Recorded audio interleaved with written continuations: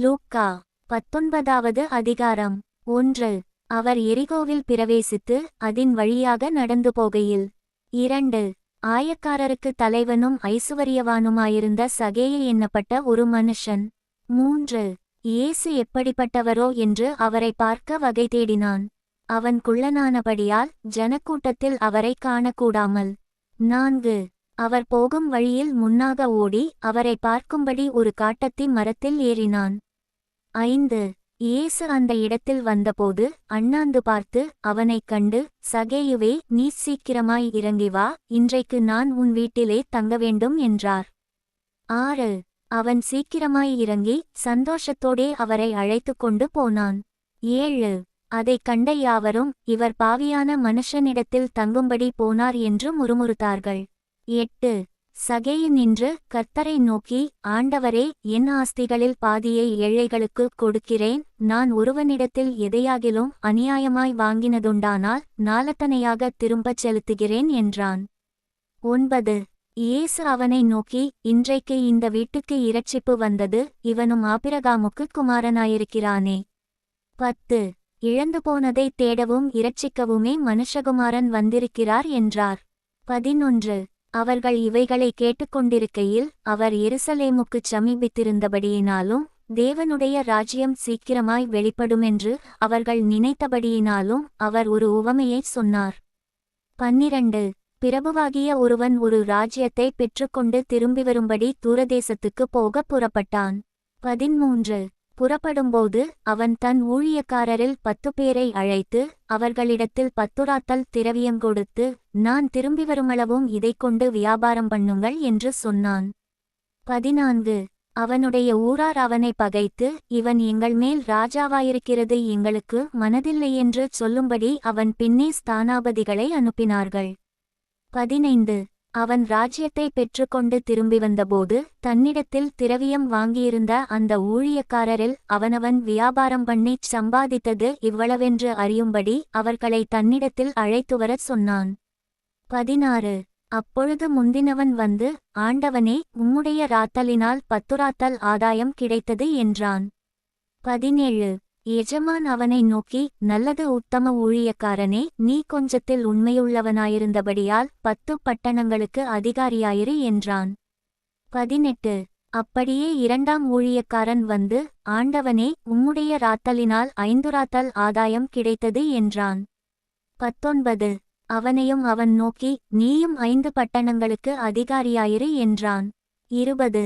பின்பு வேறொருவன் வந்து, ஆண்டவனே, இதோ உம்முடைய ராத்தல், இதை ஒரு சீலையிலே வைத்திருந்தேன். 21. நீர் வைக்காததை எடுக்கிறவரும் விதைக்காததை அறுக்கிறவருமான கடினமுள்ள மனுஷனென்று அறிந்து உமக்கு பயந்திருந்தேன் என்றான். 22. அதற்கு அவன், பொல்லாத ஊழியக்காரனே, உன் வாய்ச்சொல்லைக் கொண்டே உன்னை நியாயந்தீர்க்கிறேன். நான் வைக்காததை எடுக்கிறவனும் விதைக்காததை அறுக்கிறவனுமான கடினமுள்ள மனுஷனென்று அறிந்தாயே. 23. பின்னை ஏன் நீ என் திரவியத்தை காசுக்கடையிலே வைக்கவில்லை? வைத்திருந்தால் நான் வரும்போது அதை வட்டியோடே வரப்பற்றிக் கொள்வேனே என்று சொல்லி. 24. சமீபமாய் நிற்கிறவர்களை நோக்கி, அந்த ராத்தலை அவன் கையிலிருந்தெடுத்து 10 ராத்தல் உள்ளவனுக்கு கொடுங்கள் என்றான். 25. அதற்கு அவர்கள், ஆண்டவனே, அவனுக்கு 10 ராத்தல் இருக்கிறதே என்றார்கள். 26. அதற்கு அவன், உள்ளவன் எவனுக்கும் கொடுக்கப்படும், இல்லாதவனிடத்தில் உள்ளதும் எடுத்துக்கொள்ளப்படும் என்று உங்களுக்குச் சொல்லுகிறேன். 27. அன்றியும் தங்கள் மேல் நான் ராஜாவாகிறதற்கு மனதில்லாதிருந்தவர்களாகிய என்னுடைய சத்துருக்களை இங்கே கொண்டு வந்து எனக்கு முன்பாக வெட்டிப்போடுங்கள் என்று சொன்னான் என்றார். 28. இவைகளை அவர் சொன்னபின்பு எருசலேமுக்கு புறப்பட்டு முந்தி நடந்து போனார். 29. அவர் ஒலிவமலை என்னப்பட்ட மலையின் அருகான பெத்பகே பெத்தானியா என்னும் ஊர்களுக்குச் சமீபித்தபோது தம்முடைய சீஷரில் 2 பேரை நோக்கி, 30.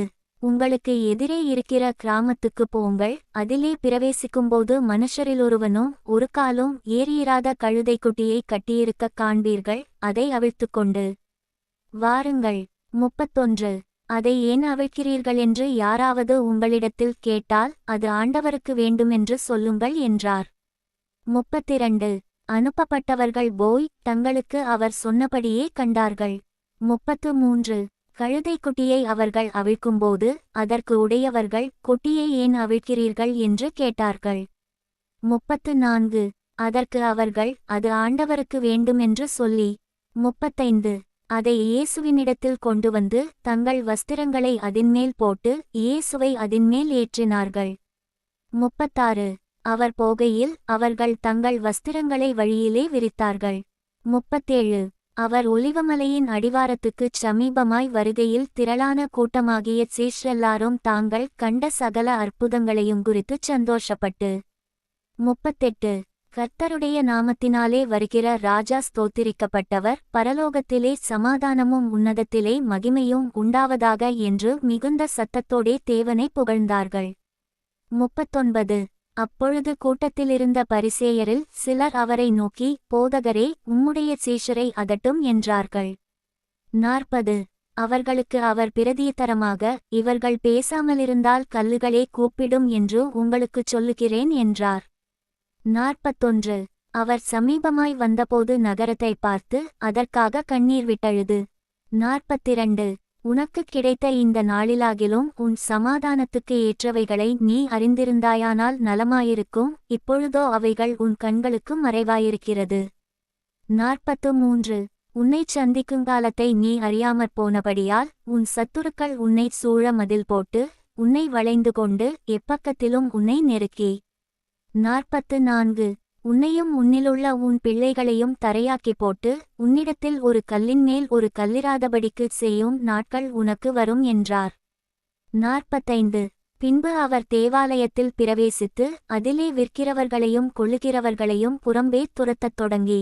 46 என்னுடைய வீடு ஜெபவீடாயிருக்கிறதென்று எழுதியிருக்கிறது, நீங்களோ அதை கள்ளர்குகையாக்கினீர்கள் என்றார்.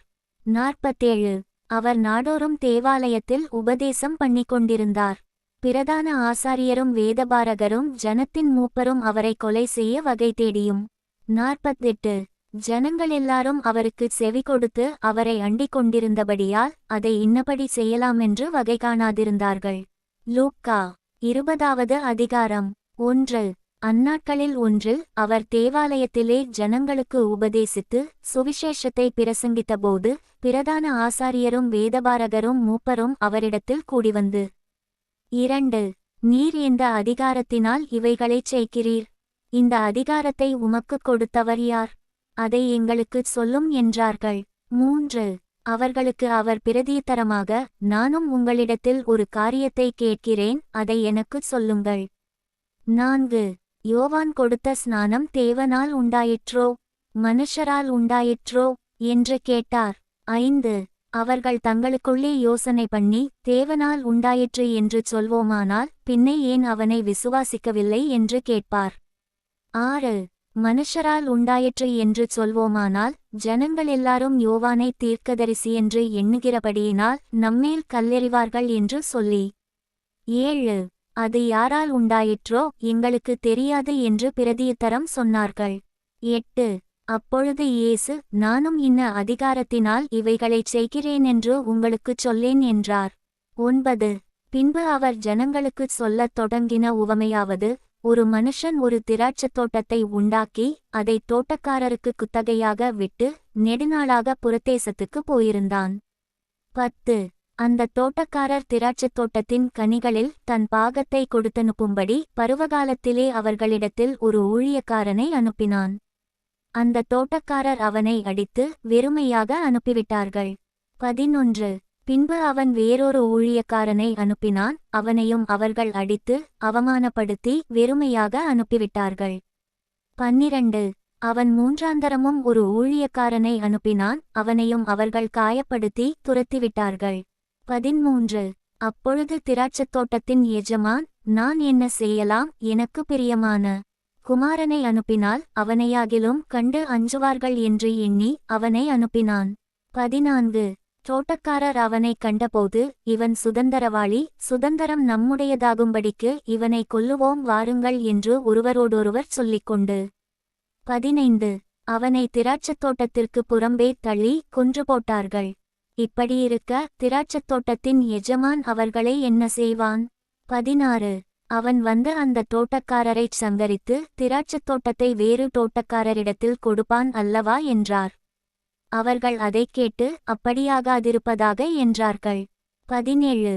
அப்பொழுது அவர் அவர்களை பார்த்து, வீடு கட்டுகிறவர்கள் ஆகாதென்று தள்ளின கல்லே மூலைக்கு தலைக்கல்லாயிற்று என்று எழுதியிருக்கிற வேதவாக்கியத்தின் கருத்தென்ன? 18. அந்த கல்லின்மேல் விழுகிறவன் எவனோ அவன் நொறுங்கிப் போவான், அது எவன்மேல் விழுமோ அவனை நசுக்கிப் போடும் என்றார். 19. பிரதான ஆசாரியரும் வேதபாரகரும் தங்களை குறித்து இந்த உவமையைச் சொன்னாரென்று அறிந்து அந்நேரத்திலே அவரை பிடிக்க வகை தேடியும் ஜனங்களுக்கு பயந்திருந்தார்கள். 20. அவர்கள் சமயம் பார்த்து தேசாதிபதியின் ஆளுகைக்கும் அதிகாரத்துக்கும் அவரை ஒப்புக்கொடுக்கும்படி அவருடைய பேச்சிலே குற்றங்கண்டுபிடிக்கலாமென்று தங்களை உண்மையுள்ளவர்களாய் காண்பிக்கிற வேவுகாரரை அவரிடத்தில் அனுப்பினார்கள். 21. அவர்கள் வந்து, போதகரே, நீர் நிதானமாய் பேசி உபதேசிக்கிறீரென்றும் முகதாட்சணியமில்லாமல் தேவனுடைய மார்க்கத்தை சத்தியமாய் போதிக்கிறீரென்றும் அறிந்திருக்கிறோம். 22. இராயனுக்கு வரி கொடுக்கிறது நியாயமோ அல்லவோ எங்களுக்குச் சொல்லும் என்று கேட்டார்கள். 23. அவர்களுடைய தந்திரத்தை அவர் அறிந்து, நீங்கள் என்னை ஏன் சோதிக்கிறீர்கள்? 24. ஒரு பணத்தை எனக்குக் காண்பியுங்கள், இதிலிருக்கிற சுரூபமும் மேலெழுத்தும் யாருடையது என்று கேட்டார். அதற்கு அவர்கள், இராயனுடையது என்றார்கள். 25. அதற்கு அவர், அப்படியானால் இராயனுடையதை இராயனுக்கும் தேவனுடையதை தேவனுக்கும் செலுத்துங்கள் என்றார்.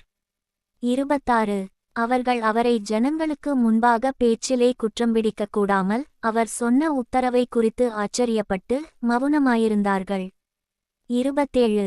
உயிர்த்தெழுதல் இல்லையென்று சாதிக்கிற சதுசேயரில் சிலர் அவரிடத்தில் வந்து, 28.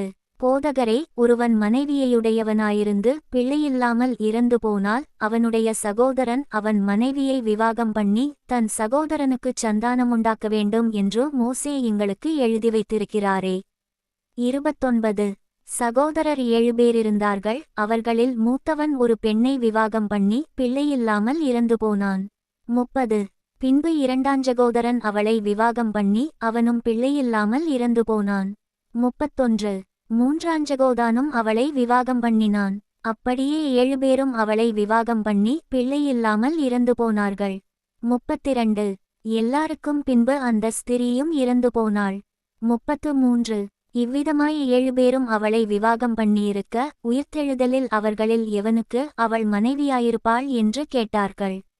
34. இயேசு அவர்களுக்கு பிரதியுத்தரமாக, இந்த பிரபஞ்சத்தின் பிள்ளைகள் பெண் கொண்டும் பெண் கொடுத்தும் வருகிறார்கள். 35. மறுமையையும் மரித்தோரிலிருந்தெழுந்திருக்குதலையும் அடைய பாத்திரராக எண்ணப்படுகிறவர்களோ பெண் கொள்வதுமில்லை பெண் கொடுப்பதுமில்லை. 36. அவர்கள் இனி மரிக்கவுமாட்டார்கள், அவர்கள் உயிர்த்தெழுதலின் பிள்ளைகளானபடியால் தேவதூதருக்கு ஒப்பானவர்களுமாய் தேவனுக்கு பிள்ளைகளுமாயிருப்பார்கள். 37. அன்றியும் மரித்தோர் எழுந்திருப்பார்கள் என்பதை மோசேயும் முச்சடியைப் பற்றிய வாசகத்தில் காண்பித்திருக்கிறார். எப்படியெனில் கர்த்தரை ஆபிரகாமின் தேவனென்றும் ஈசாக்கின் தேவனென்றும் யாக்கோபின் தேவனென்றும் சொல்லியிருக்கிறார்.